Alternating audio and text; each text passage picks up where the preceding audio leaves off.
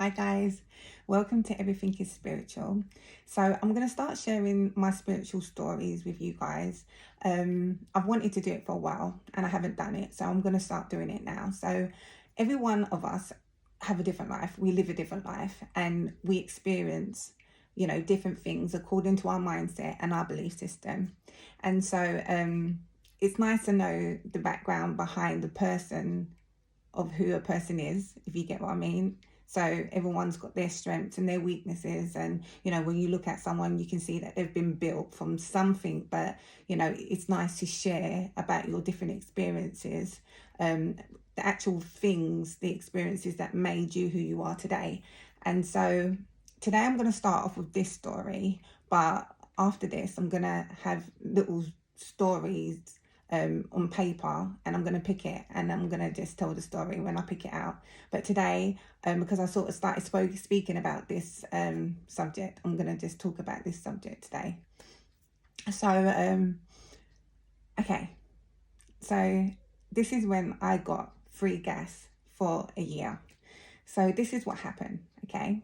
So I was on my way down to the high street and I saw a guy, a homeless guy that was in a subway, and he asked me if I had any change. And I said to him I didn't have any, which was the truth. I had a bit of change, but my payday was coming a little bit later on in the week. And so I wanted to hold on to what I had at that time. I had some money at home, but again, if it was the day after payday, I would have been more like, yeah, I'll give it to you, or yeah, you can have this. Usually I buy things to give to homeless people. I don't give them money. But on my way back, I saw him again, and he asked again, and I said to him, I'm really sorry. I haven't got any change on me right now. The change I do have, I need it. But if it was my payday already, I would have given you change. That wouldn't have been a problem. Anyway, he understood and everything. He was a nice guy. So I walked past him. I started walking up the steps, and then something, the Holy Spirit just made me turn back around and go back to the guy. So I turned back around and I went to the guy, and I gave him all the change I had on me. Okay. And I said to him, again, this is like, I don't have it to give, but again, you can have it, but sorry about that. It was the truth. I'm giving you everything I have, but if it was my payday, I would have given you more, or I wouldn't have been reluctant. Anyway, I gave him all the change that I had, and then I went home.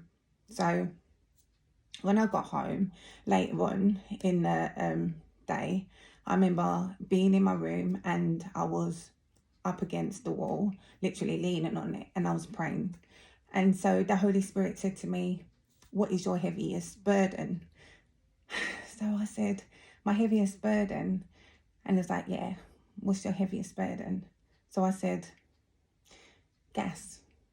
That's my heaviest burden at the moment. Gas. But I know there's no such thing as free gas. Okay. So I had someone come and change the meter. I made the appointment, and this was like 2 days after I spoke with the Holy Spirit about this, and I didn't remember a thing. I have conversations with the Holy Spirit, and he answered me questions, I answered them, and then I just go on with my everyday. So this particular time that this guy came to fix the gas, I was upstairs on my own and I was sleeping, and the door knocked so loud. It was only 2 knocks, but it just literally woke me up out of my sleep. It was really loud. Very weird to start off with. And if I said to you that the door knocking was weird, you'd probably think, how was it weird? But there was something different about this knock anyway. So I went downstairs and I opened the door, and the guy came in. So he had like white hair. I don't even think it was blonde. It was white hair. His uniform looked new.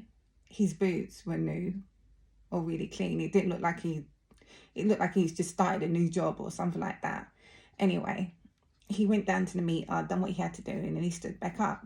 But then he looked at me, and it was the way he looked at me that was really different. It was like I was new to him or something like that, or different to him. It was just really, really strange experience. And then he said, you know, let me look at your boiler. So we went out to the kitchen and we went and looked at the boiler. And then I said to him, it's not going to blow up, is it? And, you know, it's the way I said it, was like in a jokey way, like, it's not going to blow up, is it? Like that. So he looked at it, like through the, you know, the fire bit. He looked at it and then he actually stalled on what I said. He looked really like, it's actually like he was decoding what I said. Maybe the way I said it, I don't know. It was just really, really different.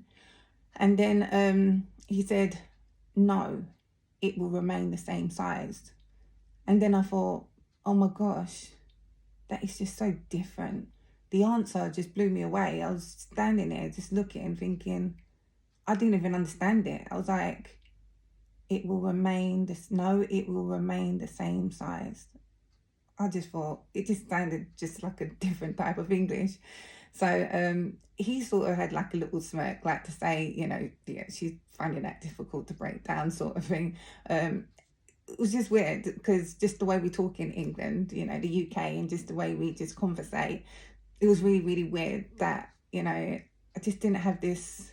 There was definitely, you know, a connection. There was definitely something different, but it wasn't a language barrier. It was just something, it was really quite mystical. Anyway, a day after he left, I realised that we had free gas, literally. And it went on for a whole year, okay? A whole year. And we had to move out in that next year. And about a couple of days before it was time for us to leave, I was sleeping, and because I was thinking to myself, oh my gosh, you know, the gas, like, that's going to be ongoing, and, you know, like, how am I going to sort of, like, you know, cut it off, or, you know, I didn't know how it was going to stop or anything. And so I was like sleeping in bed, and I could smell burnt toast. That's what it was, burnt toast. And I was like, burnt toast? And I was like, no one's downstairs cooking. This is like 2 o'clock in the morning or something like that. And I just knew that no one would be cooking toast downstairs, especially my partner at the time was still lying down next to me. And I thought, it's not going to be the kids, but, and I just thought, I was half asleep, went back to sleep. Then I woke up again. Okay, it was like about 5 seconds after, I woke up again, and then I smelled chicken noodles. And I was like, chicken noodles? Like, I can smell chicken noodles? Like, there's no one cooking chicken noodles. So I went back to sleep again.